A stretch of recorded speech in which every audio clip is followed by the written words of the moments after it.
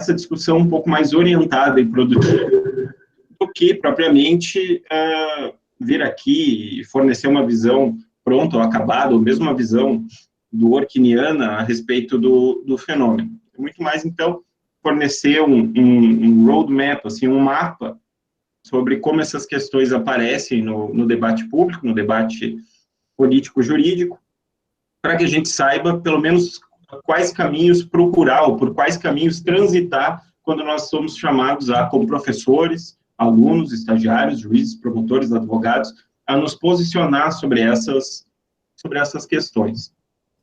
E, bem, o título ali da minha fala remete ao ativismo judicial e à decisão judicial. E eu pretendo aqui com vocês...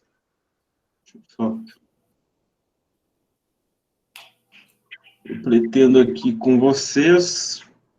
Deixa eu só me organizar com a ferramenta aqui.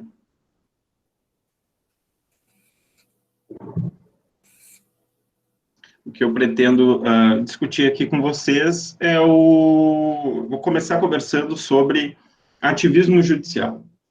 É uma expressão que está na moda, uma expressão que compõe o dia a dia do nosso noticiário político-jurídico. Quero começar dividindo com vocês algumas informações a respeito do que seja efetivamente o ativismo judicial. A primeira informação que eu gostaria de dividir com vocês é de que, como muitos de nós sabemos, a discussão sobre ativismo judicial, o ativismo judicial enquanto tema, tem nascedouro nos Estados Unidos. E não por acaso. Os Estados Unidos, no final do século XVIII, estabelecem uma Constituição onde não há uma previsão expressa de judicial review, de revisão judicial da legislação, não há uma previsão expressa do poder de veto do Poder Judiciário à ação dos demais poderes, muito embora tenha havido uma discussão prévia à ratificação daquela Constituição sobre uma potencial existência desse poder. Esse poder é exercido pela primeira vez em 1803, todos nós ouvimos falar sobre o famoso caso Marbury versus Madison. É importante que a gente leia um pouco também sobre os antecedentes políticos daquele caso, para entender o que o Justice Marshall fez ao reconhecer pela primeira vez, de modo expresso, a inconstitucionalidade de uma legislação, de um ato do parlamento, e também para entender por que é que os governos representativos aceitaram cumprir a decisão da Suprema Corte naquela época. Não havia um poder de revisão judicial da legislação, primeiro, expresso na Constituição, e nem bem devidamente institucionalizado. E, nada obstante, a decisão é proferida e é cumprida, obedecida pelos poderes representativos. Bom, essa é uma decisão que coloca o Poder Judiciário sob um evidente destaque sobre os demais poderes. Quer dizer, o Poder Judiciário pode, ao menos, exercer um poder de veto sobre a atuação dos demais poderes constituídos. Interessa saber também aqui que esse poder de judicial review foi deixado quieto durante muito tempo e foi exercido mais de 40 anos depois de maneira perniciosa, com o célebre caso Dred Scott versus Sanford. Foi um caso que eu também sugiro que os colegas que não têm contato com ele, que procurem se informar sobre esse caso. É um caso célebre por mais de uma razão. É um caso no qual se estabeleceu a doutrina do devido processo legal substantivo, a dimensão substantiva do devido processo legal, mas é também uma decisão que, dentre outras questões, reconheceu a inconstitucionalidade de uma lei que reconhecia a liberdade de escravos. Quer dizer, foi uma lei que reconheceu que as pessoas negras, na época, deviam ser consideradas propriedade dos seus escravos e que, portanto, a lei não teria o condão de retirar essa propriedade dos proprietários de escravos, dos donos de escravos. Então, um dos 3 grandes casos considerados de arrependimento institucional do direito norte-americano, da história da Suprema Corte, e, curiosamente, um exercício de judicial review, de revisão judicial da legislação. Depois esse poder, ele passou por novas ondas de exercício, uma vez que essa doutrina de revisão judicial da legislação e de atos do Poder Executivo foi se consolidando no plano da Suprema Corte. Nós temos um momento importante ali, depois da grande quebra da Bolsa de Nova York em 29, a recessão que se seguiu, o governo Roosevelt editou uma série de medidas interventivas do poder público na economia, e a Suprema Corte exerceu gravemente o seu poder de revisão judicial da legislação, bloqueando uma série dessas medidas de intervenção na economia a pretexto de proteger a liberdade dos indivíduos. Quer dizer, hoje também a intervenção ativa, ou ativista da Suprema Corte naquela década, na década ali de 30, considerada como um desacerto institucional. E barrando as medidas do chamado New Deal. Enfim, a partir desse momento, nos Estados Unidos, o Poder Judiciário começa, portanto, a naturalizar o exercício desse poder de veto sobre a legislação.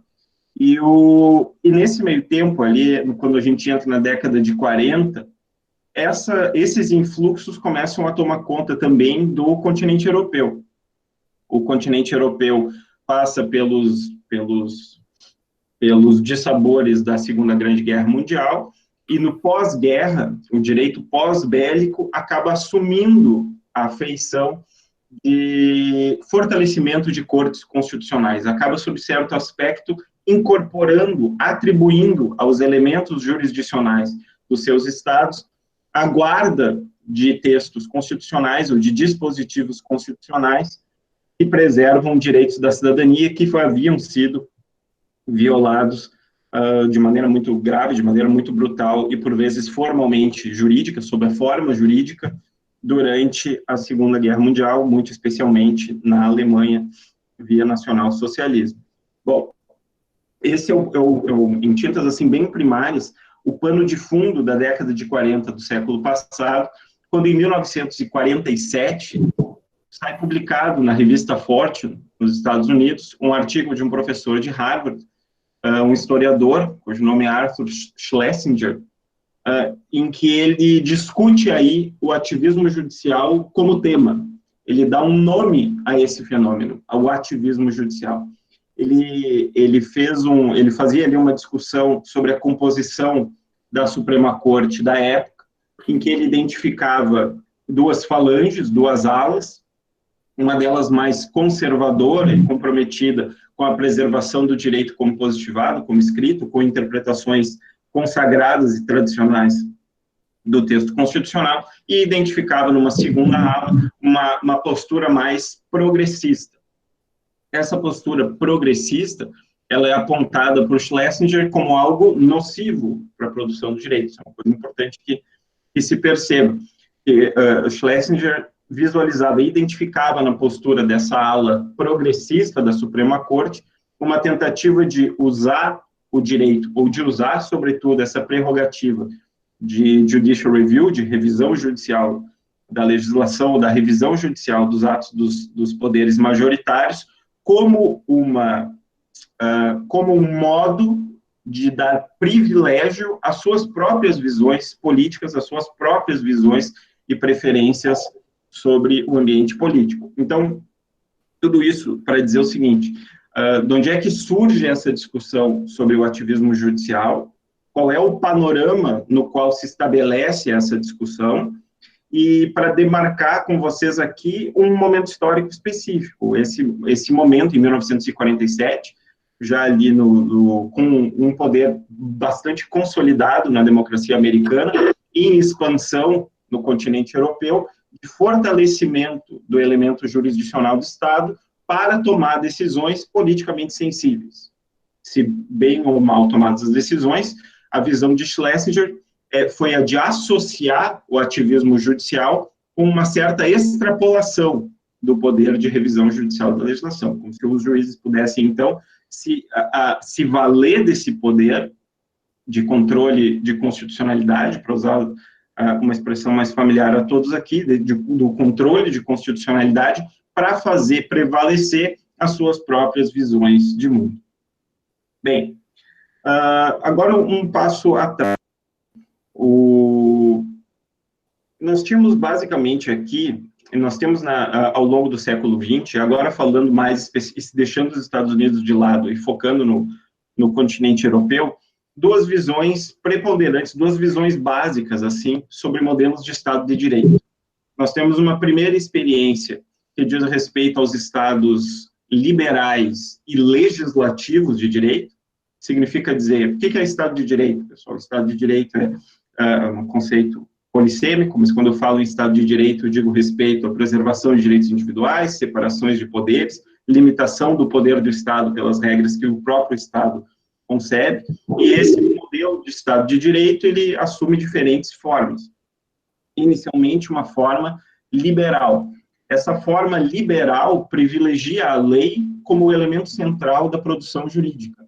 Então, nós temos aí, em termos de teoria do direito, uma produção jurídica inspirada por um positivismo legalista, ou exegético, quer dizer, em que eu separo vigência, em que eu uno, melhor dito, vigência com validade. O direito vale independentemente do seu conteúdo. Modelo de Estado liberal e de Estado legislativo. A lei coordena a ação do poder público, a lei, tudo que a lei não proíbe, o cidadão pode fazer, valorização da liberdade individual, e a lei, por outro lado, contém a ação do poder público. Então, nós temos essa estrutura de um Estado legislativo. Por que a lei, ela tinha essa dignidade toda?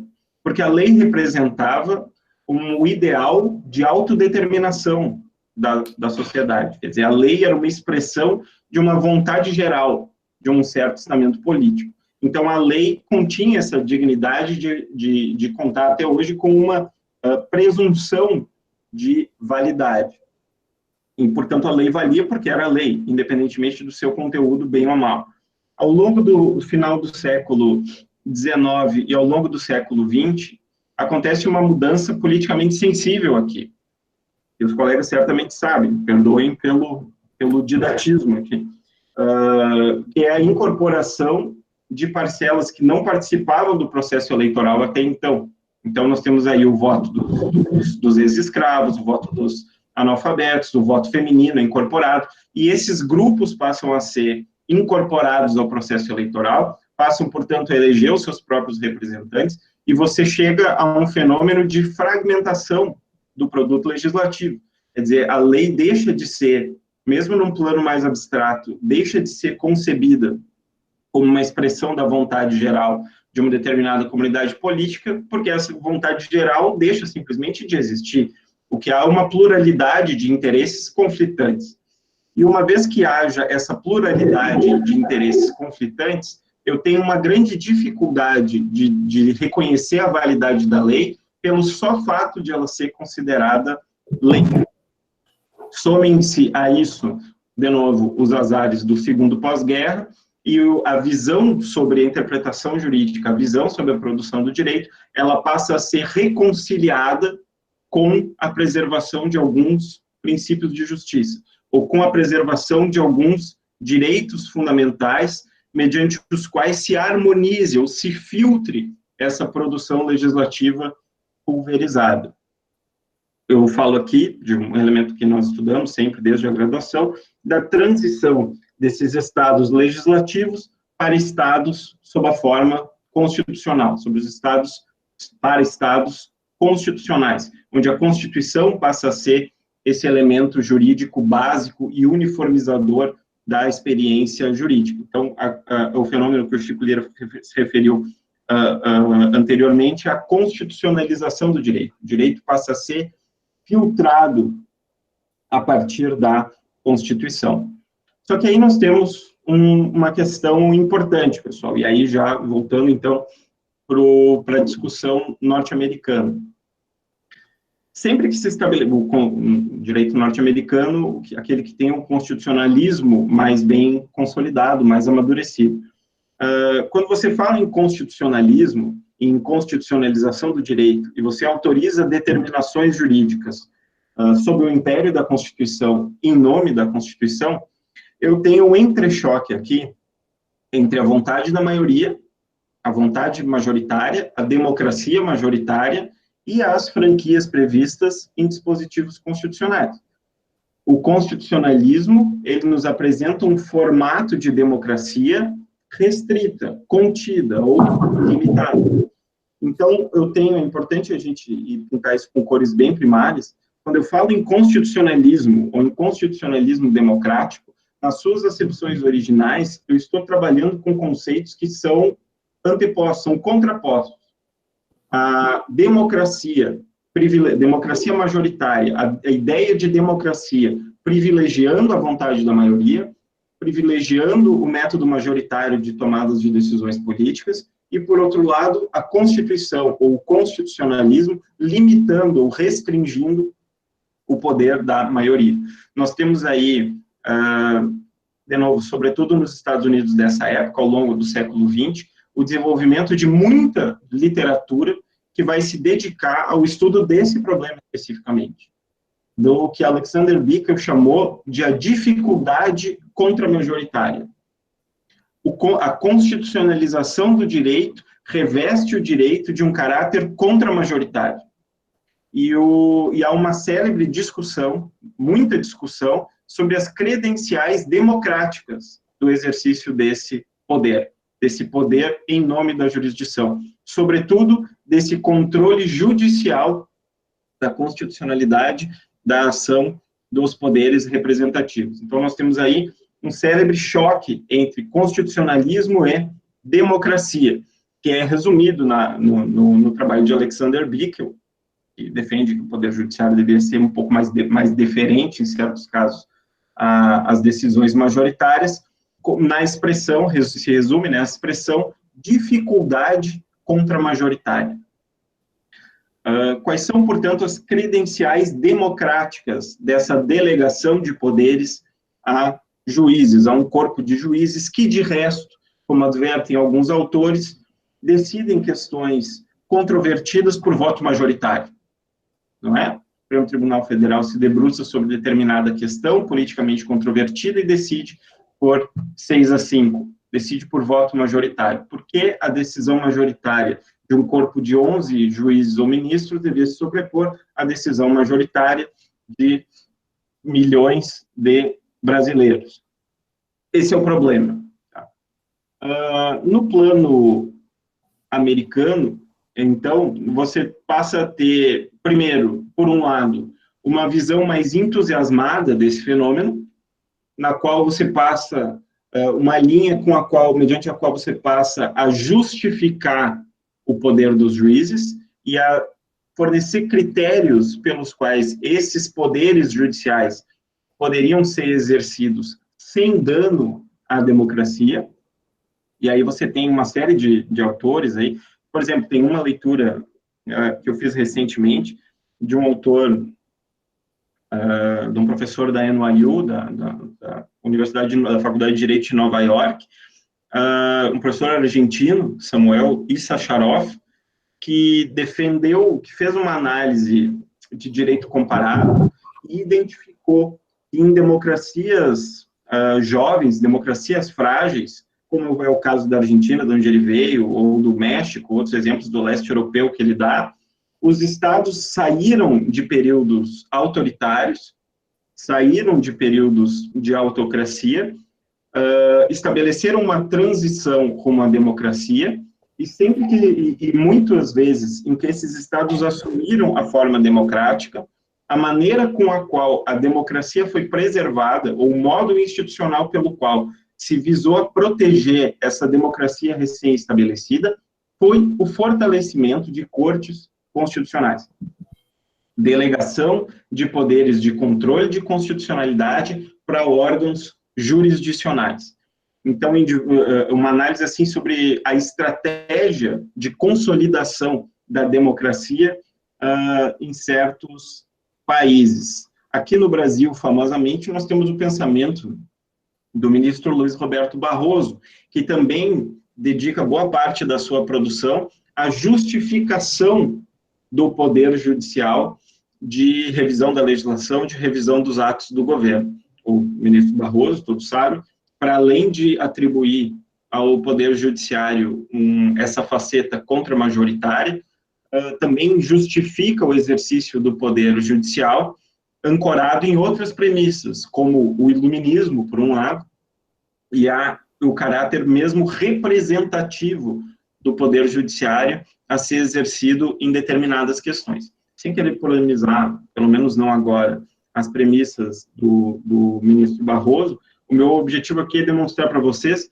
como certa parte da doutrina se organizou de modo a reconhecer a institucionalização do poder dos juízes e a justificar as suas credenciais democráticas. E um desses autores é o autor da minha preferência, que foi mencionado pelo Chico Lira antes, o filósofo americano Ronald Dworkin. Dworkin é um desses autores que se dedicou a justificar, a defender um modo mediante o qual as decisões judiciais sejam adotadas para que elas honrem, ao invés de depreciar, o caráter democrático de comunidades políticas. Então, você tem uma certa literatura, nesse momento, justificando a ampliação, a ascensão do poder judiciário e trabalhando com o modo como o qual essas decisões devem ser tomadas para que a democracia seja protegida e não depreciada. Por outro lado, pessoal, e por isso o meu objetivo mais informativo do que qualquer outro dessa fala, pelo menos nesse momento, vocês encontram também, e se desenvolve em paralelo à produção desses autores, uma robusta produção jurídica, acadêmica, criticando a expansão dos poderes atribuídos aos juízes. Muitos de vocês certamente já ouviram a expressão juristocracia.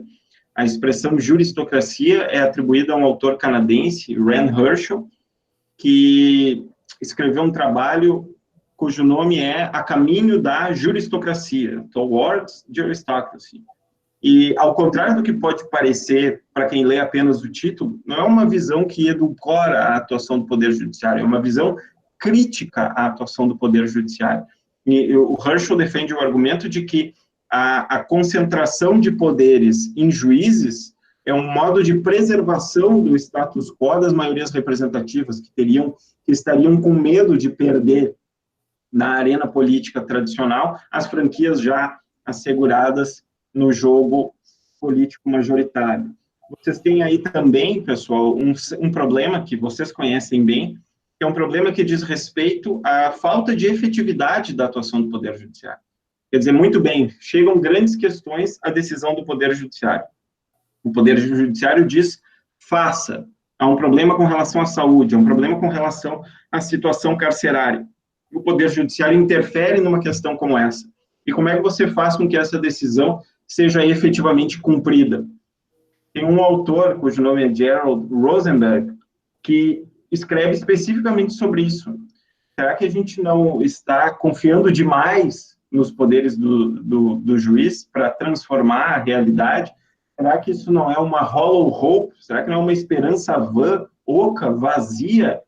Você confiar no Poder Judiciário e na sua capacidade operacional para interferir em questões políticas relevantes? E nós temos também, pessoal, dois autores de que eu gosto muito, sobretudo o último, o professor Mark Tushnet, de Harvard, e o professor Jeremy Waldron, da NYU, que defendem o ponto, que defendem, sob certo aspecto, um esvaziamento do Poder Judiciário em prol dos poderes representativos. O professor Mark Tushnet chega a falar em tirar a Constituição dos tribunais e devolvê-la ao povo, de onde emana o poder constituinte. E o professor Jeremy Waldron tem uma visão um pouco mais sofisticada, na minha opinião, em que ele desenvolve, enfim, nós podemos conversar sobre isso depois, o argumento de que a legislação também tem uma dignidade a ser preservada, e que, portanto, nós deveríamos conceber com reservas a delegação de poderes ao elemento jurisdicional dos Estados. Bem, eu pintei aqui para vocês um panorama, sobretudo americano, mas também tangendo o direito comparado, em que nós identificamos, então, uma ascensão do Poder Judiciário, mediante a consagração do poder de controle de constitucionalidade ou de derrubada de legislação e atos de governo, a pretexto de fazer preservar a Constituição, a pretexto de fazer preservar cartas de direitos fundamentais, e esse é um contexto em que se identifica a possibilidade de haver uma certa extrapolação do Poder Judiciário, da sua tarefa de interpretação e aplicação da Constituição, para longe da sua província. Então, quando eu falo em extrapolação, eu começo a refletir sobre o ativismo. E no pano de fundo que eu pintei a vocês aqui, um conjunto de autores questionando as credenciais democráticas desse exercício mais entusiasmado, mais proativo do Poder Judiciário, e um outro grupo de autores mais otimista com relação ao exercício desse poder, estimulando o corpo de juízes a exercer esse poder de modo proativo ou ativista. Então, esse é o pano de fundo da nossa discussão. Corta, então, para o Brasil, de 1988. Vamos pensar um pouquinho sobre a nossa Constituição, sobre a nossa democracia constitucional. O que acontece no Brasil, pessoal? O Brasil nunca passou, como diz o professor Lênin Streck, entre outros, por um Estado social. E o Brasil passou por um longo período de ditadura, um longo período ditatorial. E aí houve essa transição para a democracia. E a transição para a democracia, um movimento que se consolida em 1988, com a promulgação da nossa Constituição, ela subiu a forma de uma valorização da Constituição, uma Constituição muito ampla, uma Constituição analítica, uma Constituição que vai ao detalhe de muitas questões, uma Constituição com um robusto rol de direitos fundamentais, inclusive aqueles de perfil social, e a nossa Constituição também escancara as portas do Poder Judiciário. Então, pensem bem, olha só, pessoal. A nossa Constituição consagra uma série de direitos, não apenas individuais, mas também econômicos e financeiros. Por exemplo, direito à moradia, por exemplo, direito ao trabalho, inclusive direito ao lazer. Aí você se dirige, o poder público se dirige ao cidadão e diz, olha, você é titular de todos esses direitos aqui. O sujeito olha para o outro lado da rua e ele não tem direito à saúde, não tem direito à educação, ele não encontra dignidade no tratamento das pessoas encarceradas, enfim, o sujeito encontra um gap, um fosso entre a promessa constitucional e a realidade. Primeiro momento da doutrina jurídica. O nosso establishment jurídico da época passou a dizer o seguinte, num primeiro momento, olha, essas normas constitucionais, essas normas que prevêem direitos sociais, que prevêem o estabelecimento de políticas públicas, não são normas verdadeiramente jurídicas. Elas tratam de direitos políticos, ou, de outro modo, elas são normas meramente programáticas. Elas estabelecem objetivos políticos, programas de governo, mas não quer dizer que elas possam ser reivindicadas imediatamente em juízo, numa ação judicial específica. Essa é a primeira reação do nosso corpo de juristas.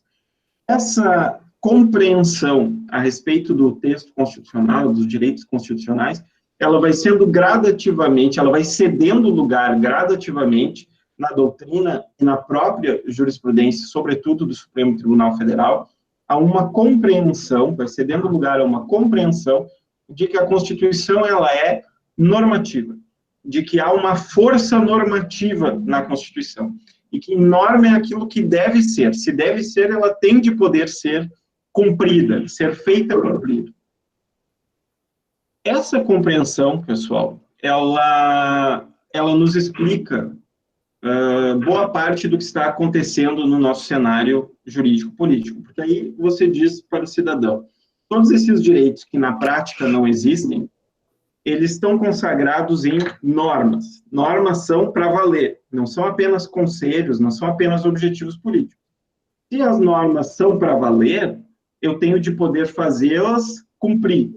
E o modo que o nosso Constituinte elegeu para que essas normas fossem cumpridas foi a abertura das portas do Poder Judiciário.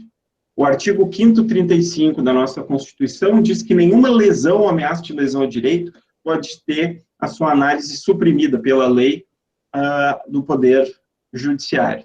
Então, o que o Constituinte está dizendo é o seguinte, nós temos aqui normas, essas normas vinculam o poder legislativo, vinculam o poder executivo, e quando os poderes representativos não as cumprirem a contento, venham ao Poder Judiciário. Procure o Poder Judiciário. Se você não tiver dinheiro para fazer isso, não tem problema também, porque nós asseguramos assistência judiciária gratuita. E nós também consolidamos não só a tutela coletiva de direitos, fortalecendo instituições como a minha, o Ministério Público, mas também fortalecendo a defesa dos necessitados mediante o reforço institucional da Defensoria Pública, por exemplo. Então, assim, o nosso aparato jurídico, o nosso desenho institucional foi o de favorecer o acesso à justiça para ver cumpridas essas promessas constitucionais. E aí, o que acontece, pessoal? O que acontece é que essas pessoas, efetivamente, procuram o Poder Judiciário. E, ao contrário de outros momentos históricos, o nosso Poder Judiciário, ele não tem a prerrogativa de não decisão. Tem um caso que está na agenda do Supremo Tribunal Federal para ser decidido. Se as pessoas podem frequentar banheiros públicos em conformidade com a sua identidade social ou existencial e não em conformidade com a sua identidade biológica. A questão foi proposta ao Poder Judiciário. A questão não foi resolvida pelo Poder Legislativo. O Poder Executivo não tomou a dianteira dessa discussão.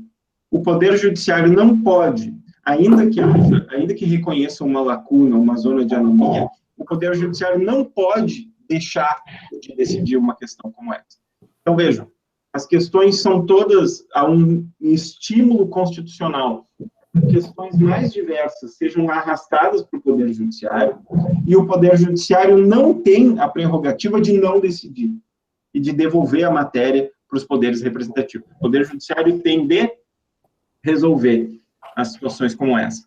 E aí os exemplos são vários, né, pessoal? Desde as questões privadas mínimas, pessoas discutem, o STJ se posicionou esses dias sobre guarda de animais de estimação, o STJ se posicionou já há um pouco mais de tempo sobre o dano moral decorrente do abandono afetivo dos pais aos filhos, quer dizer, questões assim, as mais que dizem respeito à vida privada das pessoas, até questões moralmente polêmicas no globo todo, como os limites da vida, a eutanásia e o aborto, foram decididas recentemente, especificamente no caso do aborto, em sede de habeas corpus pelo Supremo Tribunal Federal, um voto do ministro Barroso que praticamente descriminaliza a prática do aborto, até questões politicamente muito sensíveis, como, por exemplo, a possibilidade de candidatura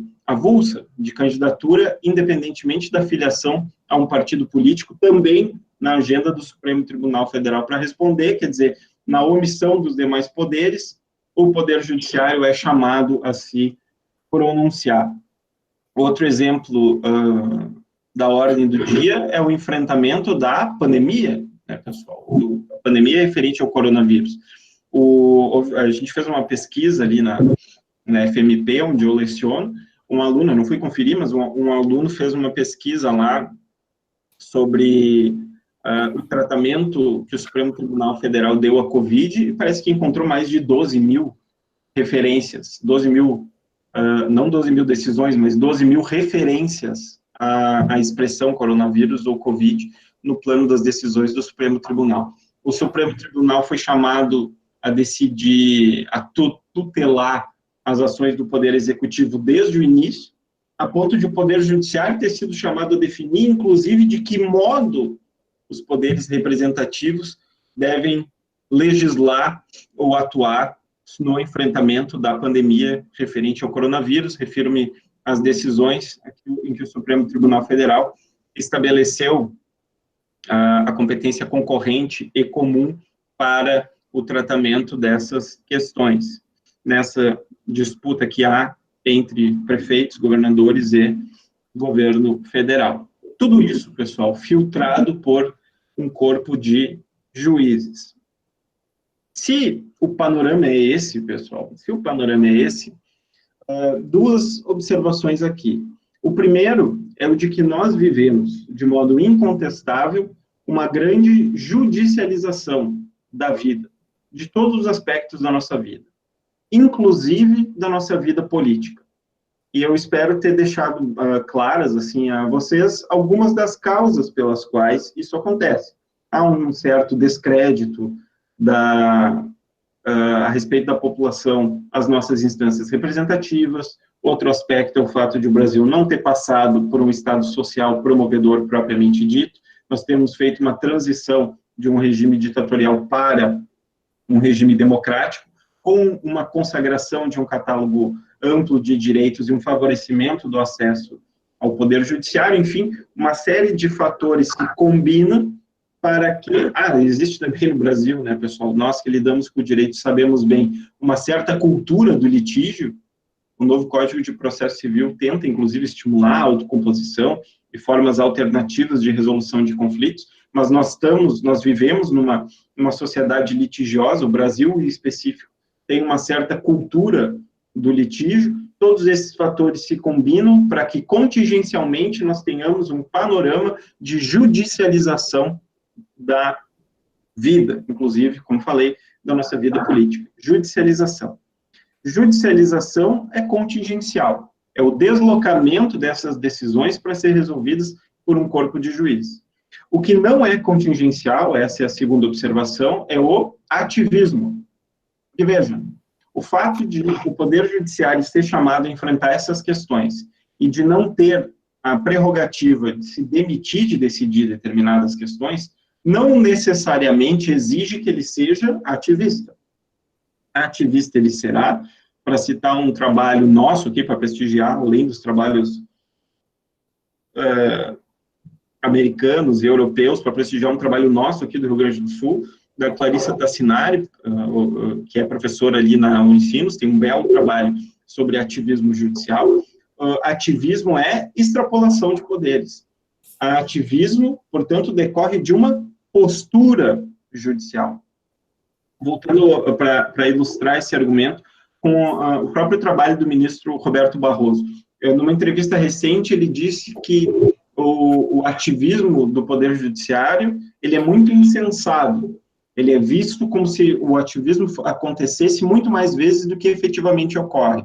Mas ele deu dois exemplos em que o Supremo Tribunal Federal agiu efetivamente de modo ativista. A questão do aborto, que eu referi antes, o habeas corpus, do qual ele foi o relator, e o célebre caso das uniões estáveis homoafetivas. O próprio ministro Barroso diz, não, nesses casos, realmente, o Supremo Tribunal Federal agiu de modo ativista. Na compreensão do ministro Barroso, o ativismo pode ser bom, e esses exemplos seriam exemplos de um bom ativismo. Mas notem, o próprio Supremo Tribunal Federal, reconhecendo que, em determinados casos, agiu de modo ativista, nos quadros que eu apresentei para vocês aqui, reconhecendo o ativismo como um atravessar a rua, como uma extrapolação das prerrogativas constitucionais, dos limites constitucionais para conformação de decisões judiciais. E, bem, o que fazer, pessoal? Esse é o ativismo judicial. Como os juízes devem decidir, então? Uma palavra final sobre decisão jurídica. O meu ponto aqui para vocês, encaminhando a fala para o final, é de que nós, como integrantes aqui da academia, como participantes de um empreendimento acadêmico, temos um papel para exercer nessa conversa.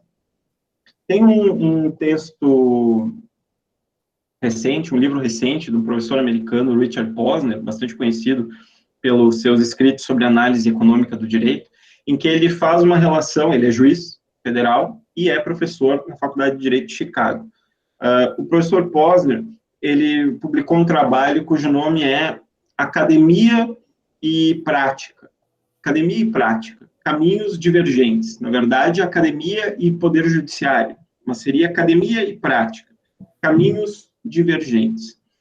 Ele aponta essa dissintonia evidente que há entre a prática judiciária, entre o que nós fazemos na prática e aquilo que se desenvolve na academia. Não sei o que vocês estão estudando aí na URI, eu vejo muito do que a gente pesquisa ali na FMP, pesquisas assim que não tem qualquer pretensão sequer de dialogar com a prática. Então, nós temos um problema da academia, que produz numa linguagem hermética e tematiza determinados assuntos que não têm maior consequência prática, e que, quando se expressa sobre temas práticos e relevantes, como democracia, por exemplo, o faz de modo a não se comunicar com quem participa da prática jurídica. Então, um problema acadêmico, por um lado. E, por outro lado, do outro lado da rua, nós temos os práticos, que é uma gente não particularmente informada, né, pessoal? Promotores, juízes, passam em concursos públicos, nunca mais abrem um livro na vida. Às vezes tem um amigo meu que brinca que é até perigoso, né, pessoal, que é capaz de ter um choque anafilático se abrir um livro de direito depois de ter passado num concurso, melhor até nem arriscar mesmo. Então, quer dizer, nós temos aí um corpo de gente autossatisfeita, pouco informada, que não tem qualquer pretensão de buscar auxílio na academia, na produção teórica, para iluminar a sua prática. Então, nós temos aqui dois problemas graves. E me parece que nós temos, esse é o argumento de Posner, de diminuir esse gap, de cruzar, de estabelecer um caminho entre a teoria e a prática. Ele tem sugestões sobre como isso deva ocorrer, eu não tenho, assim, tempo aqui de me aprofundar nisso, mas o que eu quero chamar a atenção de vocês é para a nossa postura, não só como práticos, mas como integrantes de uma comunidade acadêmica, uma postura de fazer com que as nossas preocupações sejam comunicadas à prática. Se um prático, se um profissional do direito recorrer aos nossos escritos, é importante que eles encontrem escritos claros, objetivos, precisos, que forneçam um guia para a conduta deles, que os ajudem a praticar melhor o exercício do direito. O Lênio brinca, e eu reverbero a crítica dele, de que o direito é um campo fértil para patifaria, né, pessoal, para picaretagem. Quer dizer, nenhum de nós aceitaria se submeter a uma cirurgia cardíaca por um médico que se formou estudando em livros de cirurgia cardíaca simplificada, cirurgia cardíaca esquematizada, cirurgia cardíaca plastificada. E, no entanto, a nossa cultura jurídica nas bibliotecas do Chico, na do Adalberto, na minha, a gente vai encontrar livros de direito esquematizado, de direito simplificado. Nós temos de melhorar a nossa produção e de torná-la mais acessível aos profissionais. E, quando eles se voltarem à nossa produção, eles têm de encontrar critérios sobre como agir corretamente. E me refiro, então, portanto, a critérios para a decisão jurídica. E eu aponto aqui apenas dois, pessoal, para não dizer que eu não falei em do working. Como todo mundo muitos de vocês sabem, Dworkin é um sujeito que se posiciona na década de 60 do século passado, ele aparece no debate jurídico contemporâneo como um opositor do positivismo jurídico. Ele faz um ataque geral ao pensamento de Herbert Hart, um filósofo inglês, que era o positivismo mais representativo da época, um professor em Oxford. O positivismo, na formulação de Hart, dizia simplificadamente que o direito é uma união de regras primárias e secundárias, e que essas regras, por vezes, têm um contexto de aplicação indeterminado, e que, portanto, quando o direito se tornasse controvertido ou indeterminado, o juiz deveria exercer a sua discricionariedade para a resolução destes casos. Então, por exemplo, se os exemplos que ele mesmo dá, é proibido o ingresso de veículos no parque. Então, o sujeito se aproxima com o seu automóvel do parque, ele não pode transitar. Eu aplico a regra, o juiz aplica a regra determina a obrigação jurídica. Quando o sujeito se aproximasse do parque com uma bicicleta, quando ele se aproximasse com um triciclo, quando ele se aproximasse com algum outro veículo, em que o juiz ficasse perplexo, ele deveria recorrer, então, à analogia, deveria recorrer a outros critérios, ele de verdade deveria exercer a sua discricionariedade para regrar o caso não contemplado. Dworkin via problemas nisso, porque ele via problemas dentre muitos, um problema democrático nessa postura. Porque se o juiz está legislando ao decidir, ele está legislando de modo retroativo. Eu estou apresentando uma solução hoje para um caso que aconteceu anteriormente à determinação da obrigação jurídica. Então, haveria aí um problema democrático. E ele apresenta, então, ele dá o famoso exemplo do caso Riggs, em que o sujeito mata o avô para ficar com a herança, né, pessoal? Todos conhecem o caso. O que tem de complexo ali no caso Riggs? Bom, assim, resumidamente, o sujeito passou um testamento para o seu neto, deixando aí contemplando o neto com seu patrimônio, e ao longo da vida a relação entre eles se desgastou, e o neto ficou com medo de que o avô revogasse o testamento, e aí assassinou o avô por envenenamento, com o pretexto, de um pretexto positivista, um argumento positivista, de que as regras sucessórias devessem ser cumpridas, e as regras sucessórias eram de que, se o testamento não fosse revogado até o momento do óbito do testador, as suas disposições deveriam ser mantidas e preservadas.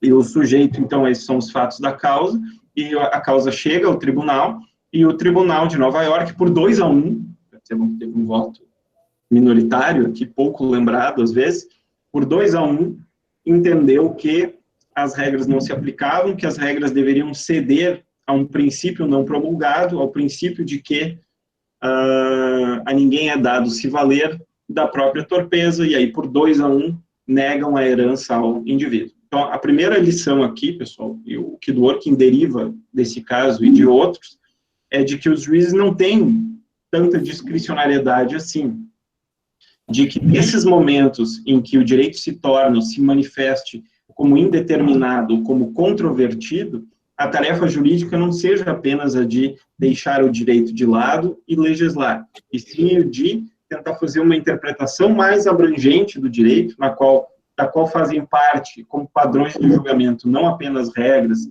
precedentes pré-estabelecidos, legislações, estatutos, mas também princípios de moralidade política a serem utilizados para melhor justificar uma decisão judicial. Então, primeiro, a tarefa judicial não é um exercício de discricionariedade, e sim um exercício de responsabilidade política dos juízes, de não deixar o direito de lado e de sim fazer uma interpretação mais exigente do material jurídico básico, em conformidade com os princípios de moralidade política que o instituem. E no segundo momento, pessoal, tentando refinar ou qualificar um pouco essa afirmação tão abrangente, é de que os juízes aplicam princípios de moralidade política na composição das suas decisões. Os princípios de moralidade política justificam as decisões que o juiz deve tomar, mas são ainda assim princípios, são argumentos morais. Os juízes não têm, e esse é o meu fechamento aqui, autorização para decidir, para fundamentar as suas decisões com base em argumentos de política. Existe uma divisão que Dworkin trata entre argumentos de princípio político e argumentos de política. Os argumentos de política dizem respeito a objetivos gerais a serem atingidos por uma determinada comunidade política, objetivos políticos, o estabelecimento do bem-estar geral, etc. Não é essa a tarefa dos juízes. Os juízes não podem decidir com base em argumentos de política. Os juízes têm o dever, a responsabilidade política de fundamentar as suas decisões em argumentos de princípio. Vejam, moralidade política e argumentos de política são instâncias diferentes. Por que eu fecho minha fala com isso, pessoal? Porque apesar de eu ter apresentado para vocês uma visão muito preliminar, eu obviamente sei que isso dependeria de uma maior qualificação, a lição que eu quero deixar a vocês é, primeiro, judicialização é contingencial, é um dado da realidade, é identificável no plano empírico. Então, nós não adianta nada reclamar da judicialização. Enquanto o nosso desenho institucional for esse, haverá judicialização. Segundo, ativismo judicial. Ativismo judicial é uma questão de postura. E essa postura, ela é uma postura, na minha opinião, nociva à democracia. Então, nós temos de qualificar a atividade judicial, qualificar a atividade judiciária. E na qualificação da atividade judiciária, nós temos uma responsabilidade aqui. A responsabilidade acadêmica de fornecer aos juízes uma qualificação dos critérios a serem por eles adotados na tomada de decisões a respeito dessas questões sensíveis. Juízes não podem fazer política. Decisão judicial, fundamentada em princípios, tem desdobramentos políticos, mas isso é diferente de fazer política. Decidir por princípio é exercer responsabilidade política. Isso é diferente de fazer política. Pessoal, espero que não tenha ficado muito abstrato. Tentei fazer o possível para usar 1 hora aqui e guardar o meu tempo para passar esse panorama a vocês. Agradeço a paciência e fico à disposição dos amigos se houver algum questionamento complementar. Muito bem. Agradeço mais uma vez. Enquanto a gente aguarda eventuais questionamentos, eu quero provocar o debate com 2 questões. Tá? Vamos dizer assim, nessa condição, nesse estado que nós, me parece consensual, vivemos com uma concepção principialista do direito, me parece que isso é consensual, né? Por mais que tenhamos problemas terminológicos, normativos, desde que com critério definamos princípio, né? Mas trabalhamos com essa matriz de ter os princípios como algo importante, algo que fecha o sistema do direito, enfim, né? Uma ideia de uma Constituição que merece ser interpretada, ser levada a sério. Bom, pegando um interlocutor teu, que eu acho que é muito importante, porque esse debate, judicialização versus ativismo, como um Grenal, está cansativo quando não se ancora com uma densidade teórica, né? Fica um fla-flu, né? E não se vai para um ponto de observação estratégico para delimitar o que é judicialização, inexorável, né? E não é um problema só nosso, um problema mundial, debate isso, e ativismo, excesso, o juiz saiu do quadrado, né? Saiu realizando programas políticos, né? E nosso Supremo aqui está recheado de decisões que saem para uma programação política, para melhorar a sociedade, desde o aspecto moral, né? Combater, enfim, isso não é função do direito e tampouco de uma decisão judicial. E eu acho que uma coisa importante que tu pontuou, e aí eu chego num autor, num interlocutor fundamental, que é o Aldrin, para analisar um pouco isso pelo aspecto da legislação, né? Trazendo esse princípio esquecido que é quem? O povo, né?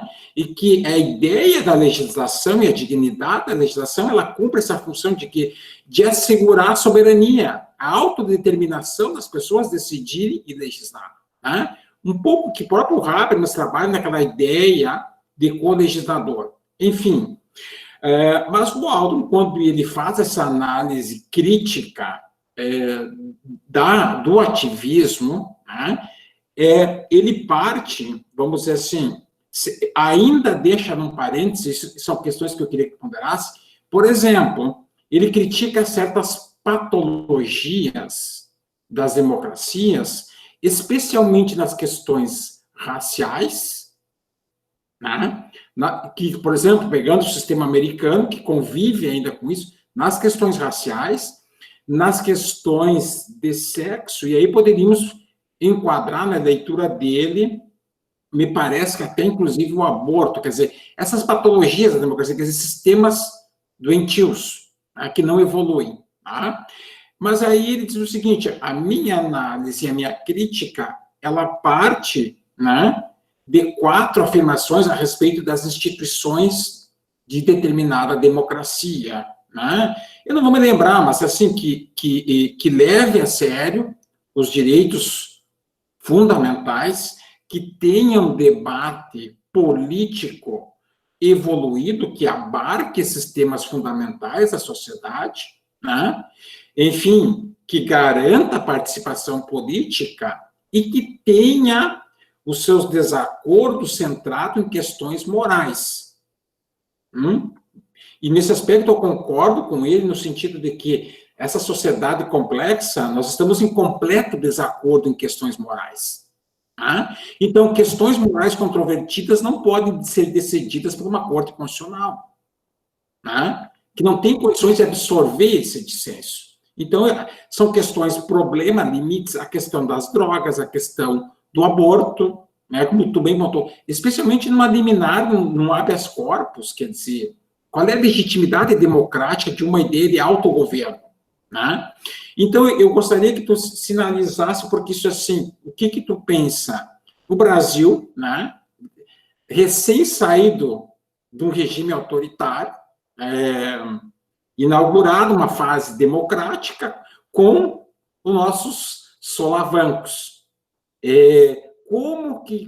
Em que condições retrabalha esse tema? Quer dizer, por tempo, teremos que ter uma jurisdição compensando algumas questões, ainda tratando, né? Quer dizer, então, teremos esse problema de uma judicialização mais intensa e a utopia, vamos dizer, o pensamento de Waldron está um pouco distante da nossa realidade local. Tá? Esse é o primeiro aspecto que eu queria pontuar. E o outro, aproveitando, muitos dizem, né, e já se tornou senso comum, e aparece que um dos bons leitores de Alexis, que é o Virgílio Afonso da Silva, já desmascarou o Supremo e no seu empréstimo compulsório da proporcionalidade.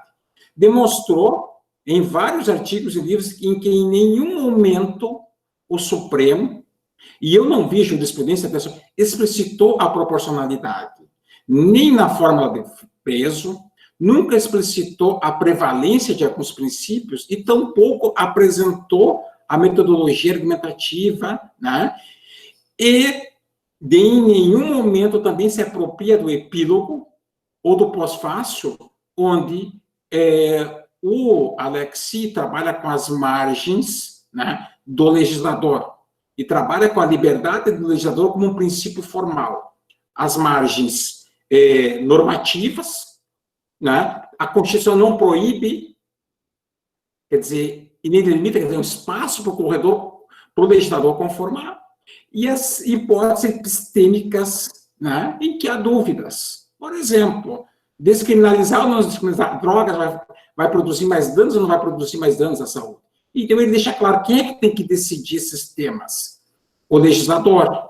Então, eu não sei, e especialmente a partir de leitores atuais da Alexis, né, que procuram explicitar mais o caráter normativo e objetivo da ponderação, né, tratando para princípios formais, etc., eu não sei se hoje não há mais convergência do que divergência entre, né, a concepção de Dworkin, né, e a concepção da Alexis, que tem, né, vamos dizer assim, os seus extremos, que é a decisão correta como um ideal regulativo, boas respostas razoáveis.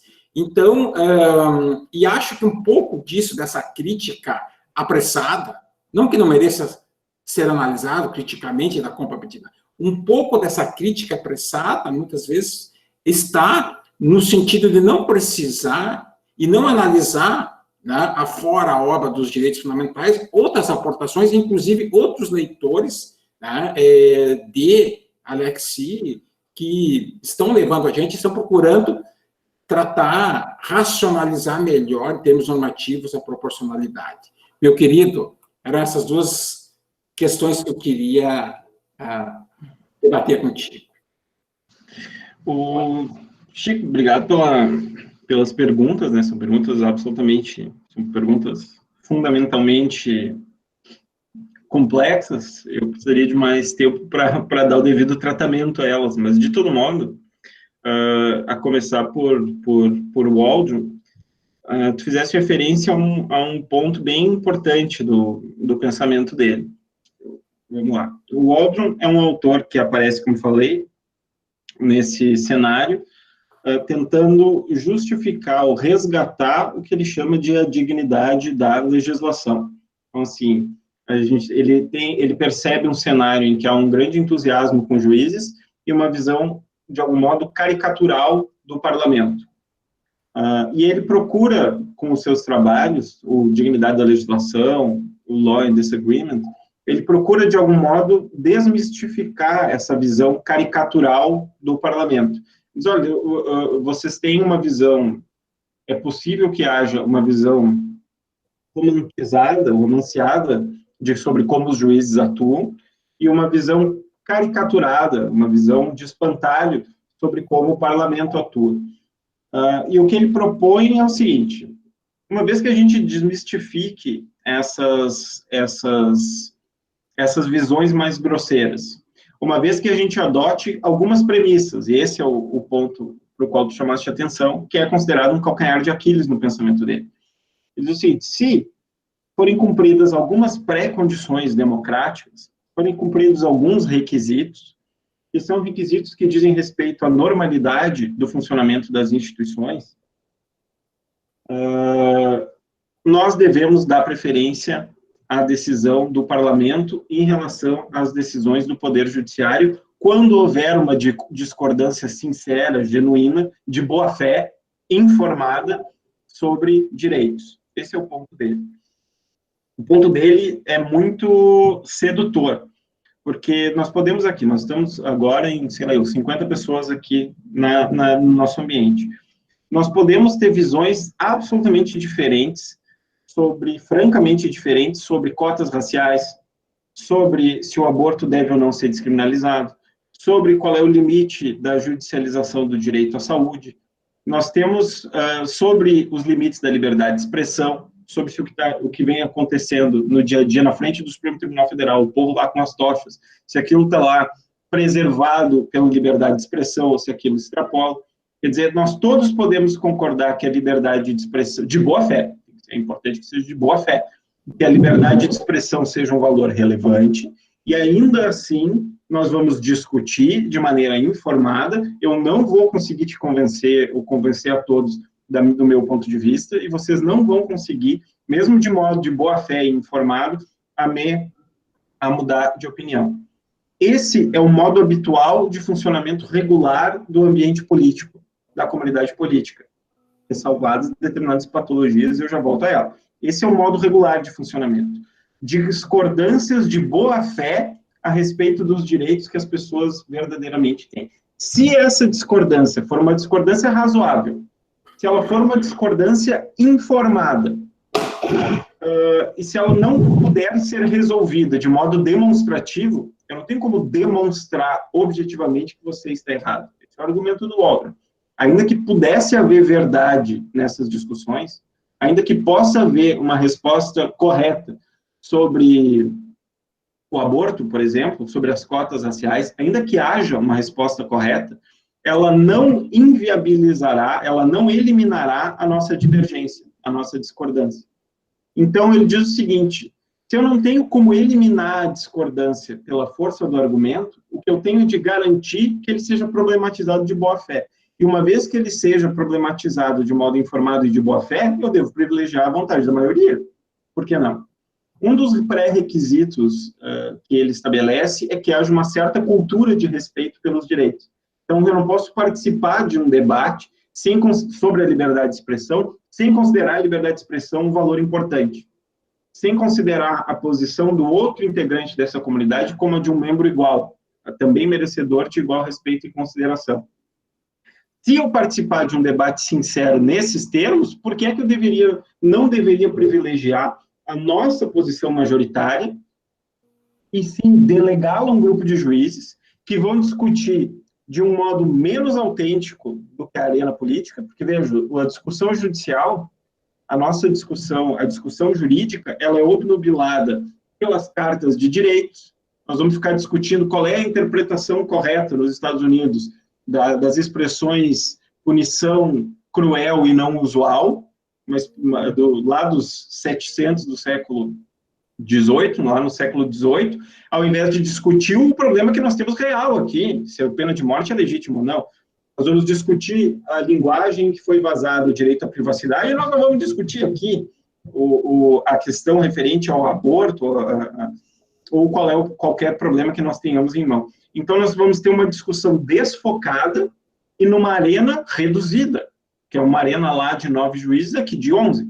Por que é que nós vamos substituir a nossa vontade majoritária pela deles? Só que para que isso funcione, essas pré-condições têm de estar atendidas. E ele sugere que a gente não preste muita atenção nessas pré-condições, que a gente não dê tanta atenção assim para essas pré-condições. Que a gente não fica assim tentando ver se o nosso regime se enquadra ou não naquelas pré-condições. Mas talvez esse seja o problema de países como o nosso, que são democracias frágeis, que têm maus antecedentes democráticos, e que padecem de patologias legislativas, que padecem de tomadas de decisões preconceituosas por questões de raça, por ataques às minorias e assim por diante. Então, talvez o grande tema, assim, o objetivo de Waldron nesse artigo, The Core of the Case Against Judicial Review, o coração do caso contra o Judicial Review, é tentar tirar a carne e osso e reduzir o argumento tirar a carne ao redor do osso e reduzir o argumento ao osso, reduzir o argumento ao seu núcleo duro. No núcleo do argumento, ele justifica favorável a preferência às decisões legislativas em detrimento aos judiciários. Só que para que ele chegue no coração do problema, ele tem de passar por essas 4 condições, essas pré-condições. E eu acho que é um ponto a ser investigado por nós, se países como o Brasil, ou especificamente no nosso caso, o Brasil, atende de modo satisfatório a essas pré-condições. De todo modo, esse é um tema com o qual nós temos de nos envolver, nós temos de nos preocupar com ele, de um ponto de vista transdisciplinar, que é um tema notavelmente de ciência política. Saber se essas condições estão ou não atendidas é um tema da ciência política, e não propriamente um tema de direito constitucional, pelo menos não só um tema de direito constitucional. E com relação a Lex e Dworkin, me parece que são autores que adotam uma outra estratégia, uma estratégia diferente da de Waldron, em que se reconhece que há um espaço de conformação legislativa, ambos os autores reconhecem que há um espaço para o debate político, em que o debate político deve ser preservado, e visam a resguardar, o quanto for possível, a arena judicial dessa poluição política. Então, eles têm um propósito em comum, eles também têm em comum uma visão do direito influenciada por argumentação moral, e aí entra a questão referente aos princípios, mas Alex, Dworkin, todos esses autores, eles são muito mal lidos por nós aqui. Então, ainda que alguns autores, que alguns juízes de boa fé tentem fazer uma aplicação decente, razoável, da prática, do direito como integridade dworkiniano, ou levar a sério as exigências de um direito como integridade no plano dworkiniano, ou levem a sério a tentativa de operacionalizar a ponderação para dar uma aplicação consequente à proporcionalidade a quem trabalha com Alex, isso é feito de modo improvisado, de modo desorientado. Então, como tu falaste ali, Chico, os princípios, eles aparecem nessa arena, no argumento dworkiniano, que é o do qual Alex parte também, como um modo de restrição, de controle da discricionariedade judicial, mas os princípios, quando mal aplicados, se eu reconheço densidade normativa aos princípios e aplico os princípios diretamente como fonte de direitos, sem uma cultura a respeito daquilo que eles significam de verdade, eu estou simplesmente subvertendo os propósitos mediante os quais eles foram incluídos no plano jurídico, que é o de controle da atividade judiciária pela comunidade política. Então, isso é mais um mal do uso mal lido ou improvisado desses autores complexos, assim. No caso do Brasil, essa farra dos princípios, o panprincipialismo de que fala o Lênio, o que tem levado, inclusive, alguns autores a insistir num retorno ou num fortalecimento de visões positivistas, como é o caso do Dmitry Dimonis, por exemplo. Ele diz, olha, os riscos do pós-positivismo, desse principialismo, eles são mais graves para o caráter democrático da comunidade do que deixá-los de lado, e de que reconhecer que os juízes, em alguns momentos, têm mesmo discricionalidade para decidir. Isso é pelo menos mais limpo, mais honesto, do que tirar do bolso do casaco o princípio da felicidade para justificar a decisão que confirme a visão de mundo do juiz naquele momento. Eu não sei se eu te respondi, mas o argumento ele transita por esses planos. Respondeu, sim. Então, temos aqui um tempinho, se alguém quiser formular mais alguma pergunta, né? Vamos mais uns 10 minutinhos aí, então, pessoal, se alguém quiser, né? O Adalberto aí tá... Não, eu tá na cancha. Eu quero só falar que a Helena agora há pouco aí vocês estão conversando, aí agora saiu, queria dar oi pro tio Chico. Para qual deles? Não, para ti que estava falando, né? O Chico Lira apareceu agora. Né? Um beijo para elas todas, lá para as três. Mas eu quero só te parabenizar, Chico, aí, eu sempre, para mim é uma alegria sempre escutar-te, porque, como eu te disse antes, eu te falei por WhatsApp, né? Alguém vai falar sobre direito para mim, porque eu já às vezes estou me sentindo fora do direito, né? Eu e o Chico, o Lira, né? A gente, volta e meia, quando a gente consegue conversar, as nossas ideias são muito parecidas, né? Então a gente está com muita dúvida a respeito desse negócio. Eu já estou eu estou perdendo a paciência com essa discussão de ativismo também. Eu vou te dizer uma coisa, estou entrando numa zona mais de conforto, estou indo para o lado da teoria sistêmica agora, tipo, porque assim, eu não me incomodo com essa coisa aqui de se é ativismo, se não é ativismo, quais são os limites disso aí, sabe? O cara vai cansando, porque nós não vamos chegar numa conclusão a respeito disso aí. Nunca, sabe? E aí tu vê gente que defende uma coisa e quando surge o fato já defende outra. E aí não dá. Tá?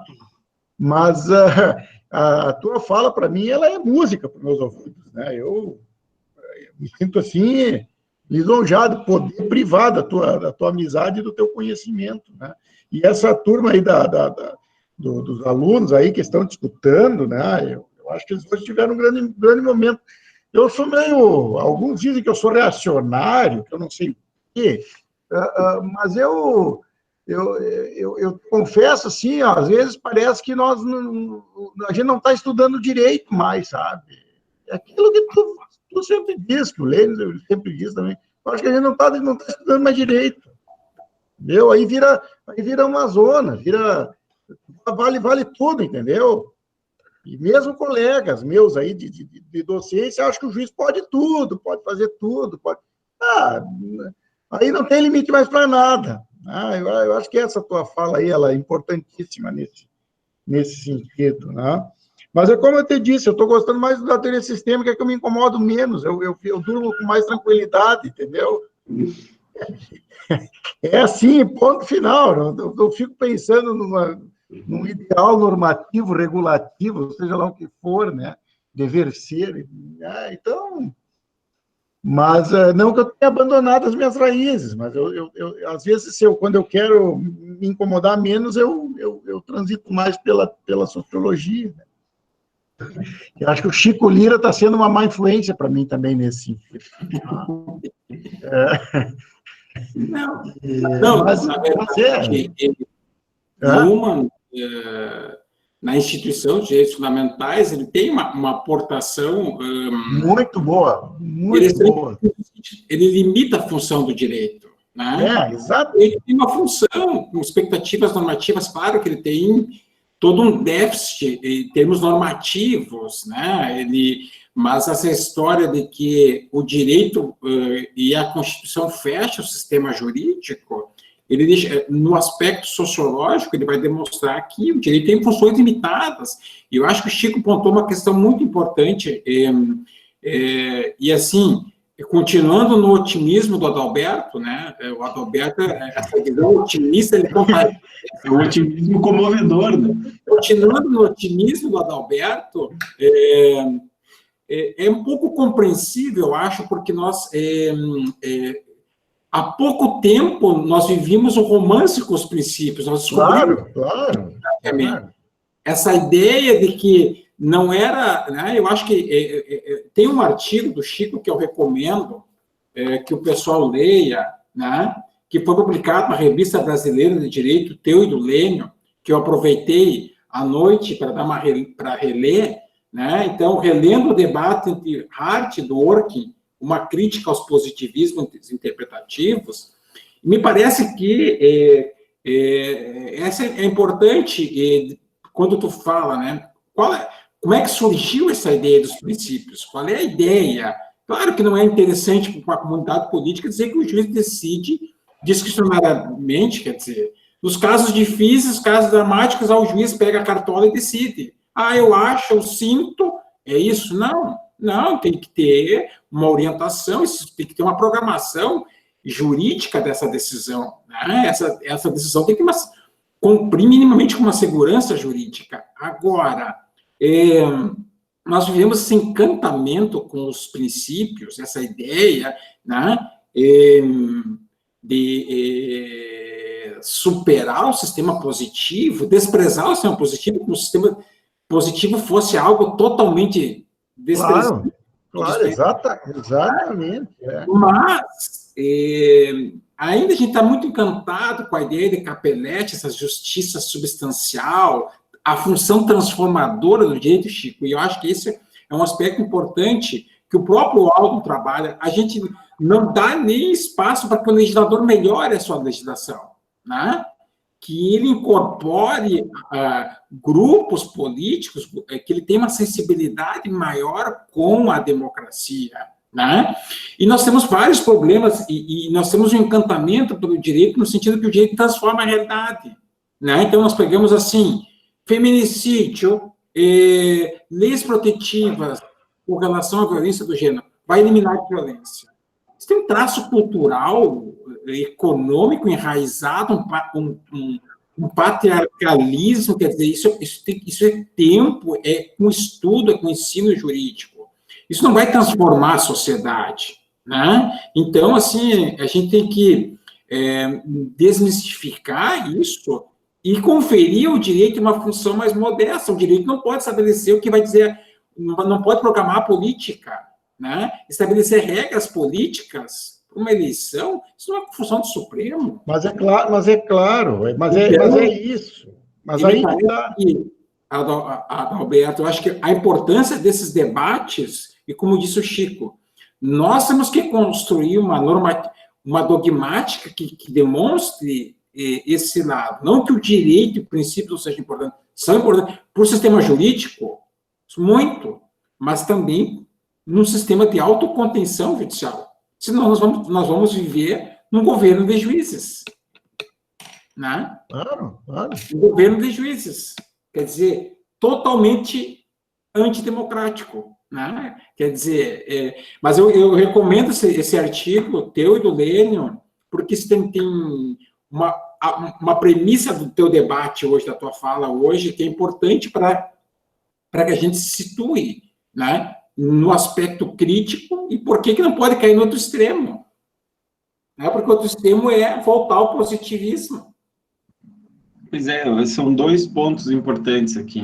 O primeiro o de quais as credenciais democráticas da atuação judicial. Então, de que modo o Poder Judiciário deve intervir quando aborda essas questões, já que não pode delas fugir, pelo menos não no contexto brasileiro. E o segundo ponto é um ponto que justifica ainda mais modéstia, que é o ponto que diz respeito à efetividade das decisões. Porque, pensem, o Poder Judiciário disse no Brasil que o sistema carcerário é inconstitucional. E daí? O que mudou? O Poder Judiciário diz que você tem que construir vagas prisionais com condições de dignidade para as pessoas presas, enfim. O que mudou na realidade no dia seguinte? O Poder Judiciário diz que há uma omissão histórica na concretização do direito à educação e no direito à saúde. Sim, mas e daí? O que você faz? Você dá a chave do cofre para juízes? Nós não fomos treinados para fazer isso, sabe? Promotores que ajudam essas ações, juízes que deliberam sobre esses casos.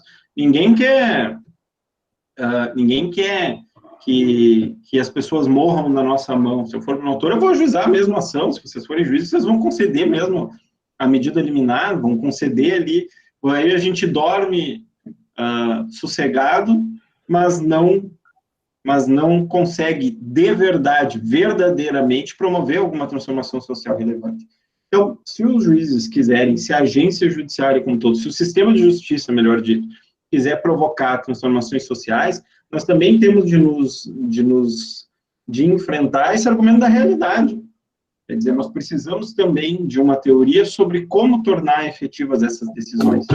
E isso passa tanto pela rediscussão sobre o caráter jurídico dos direitos sociais, quer dizer, o que é um direito social? O direito social é um direito que só existe para um membro de uma comunidade política enquanto membro de uma comunidade política. Então, eu não consigo falar em um direito social inalienável, um direito social natural. Não tem nada de natural nisso, isso é uma construção social. E aí eu preciso saber o quanto nós estamos dispostos a pagar pela felicidade alheia.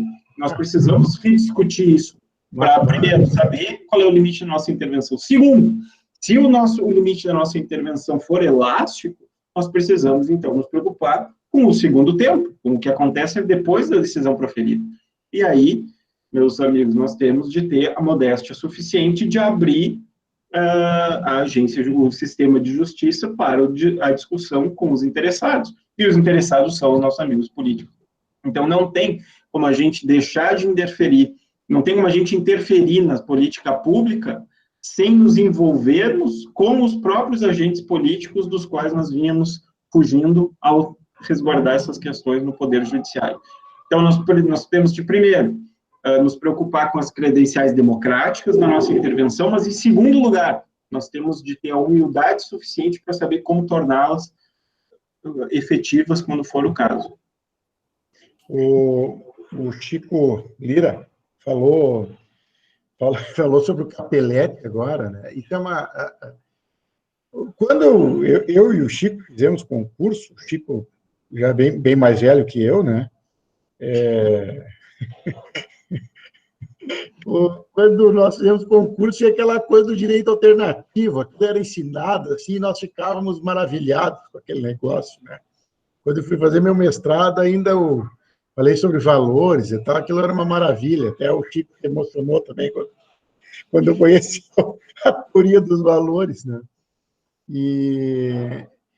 E assim, o pessoal anda falando nisso aí ainda, sabe? No Capelletti, no direito alternativo, sabe? Chega a me dar uma tristeza quando eu vejo num trabalho isso aí.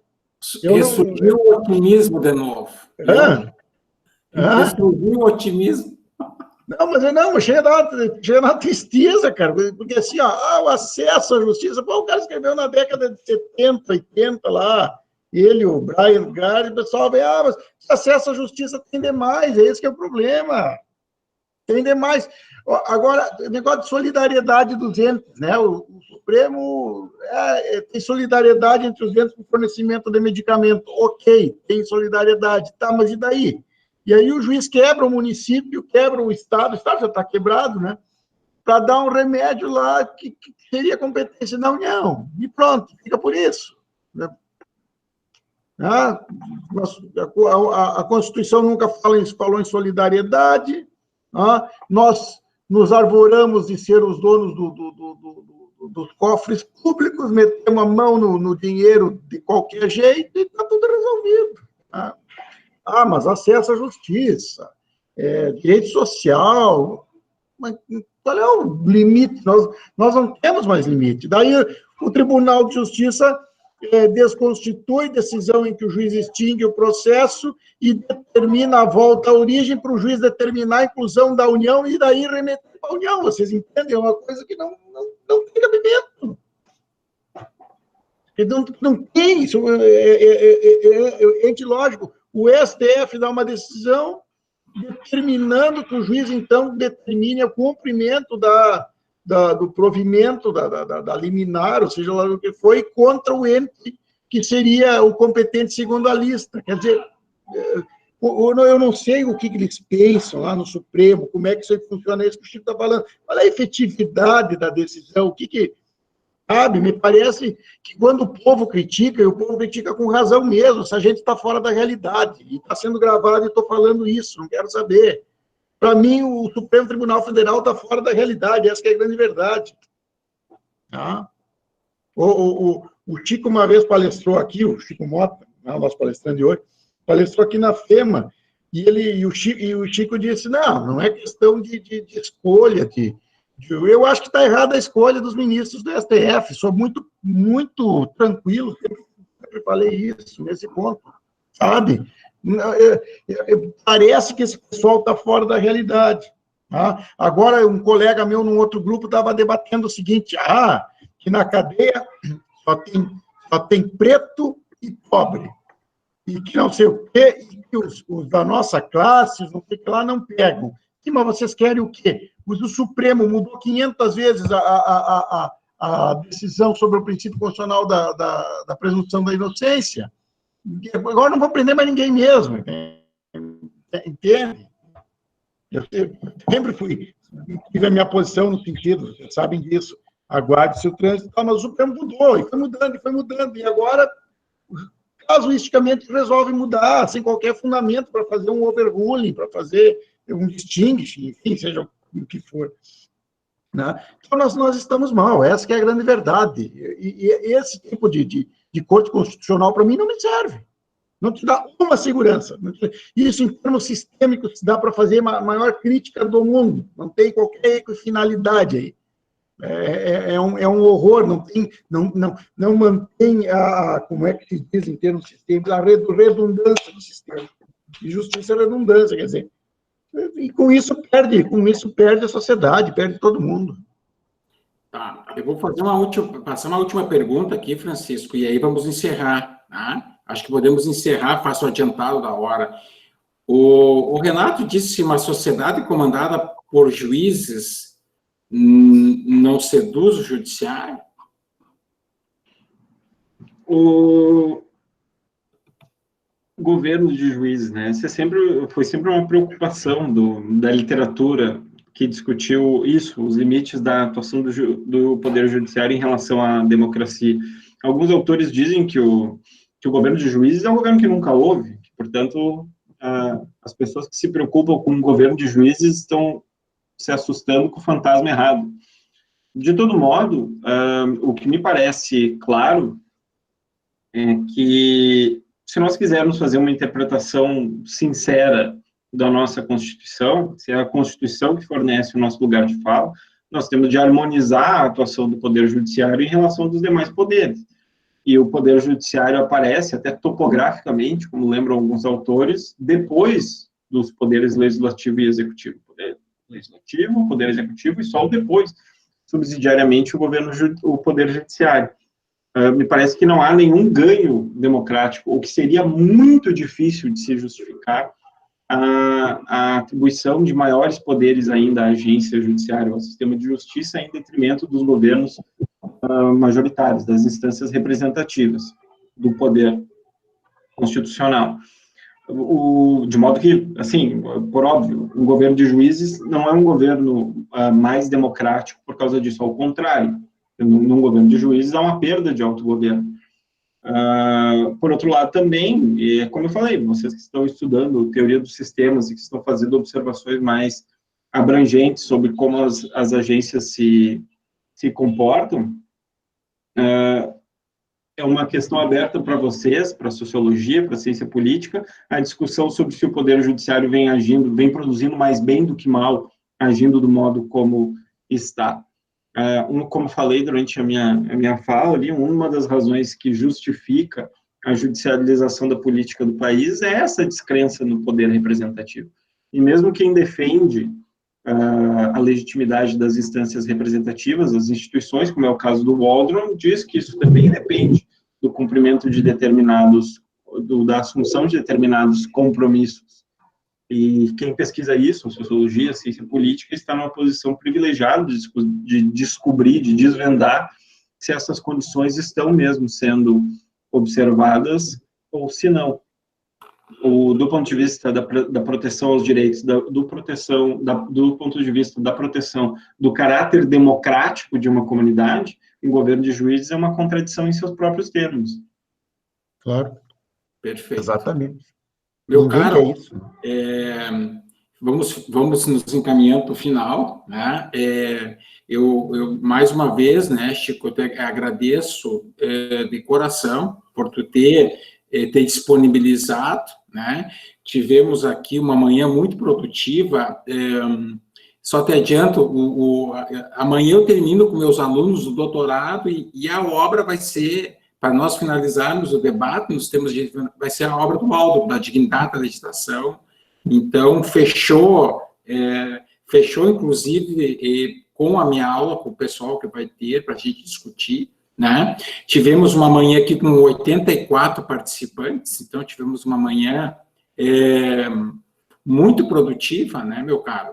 Então, assim, um grande abraço, né? Muito obrigado pela tua fala aqui para nós, né? E poder rever, te escutar novamente, sempre, como diz o Adalberto, é sempre algo muito prazeroso, né? Soa como música. Um abração a todos, um abraço, Adalberto. Né? Obrigado, Chico. Baita iniciativa, viu, Chico? Parabéns para ti. Vou te dar os parabéns hoje, viu? Obrigado, pessoal. Obrigado pelo convite, pelo carinho. Parabéns para ti. Um abração. Valeu. Sempre à disposição aí dos amigos. Valeu, meu galo. Um abraço. Grande abraço. Valeu. Tchau, tchau.